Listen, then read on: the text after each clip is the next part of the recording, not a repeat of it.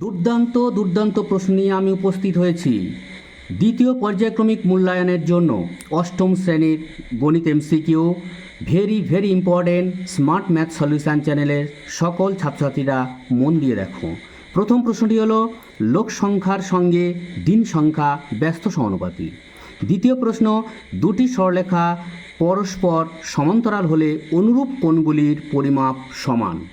3 নম্বর প্রশ্ন এ Q plus B Q এর একটি উৎপাদক এ প্লাস বি হলে অপর উৎপাদক হবে এ square minus A B plus B square.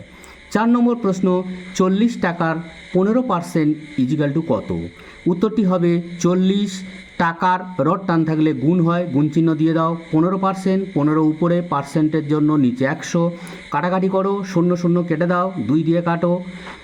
প্রথমে 2 দুগুণে 4, 5 দুগুণে 10, আবার ওটাকে 5 দিয়ে উপরে কাটো, 3 5 15, অতএব 3 দুগুণে 6 টাকা।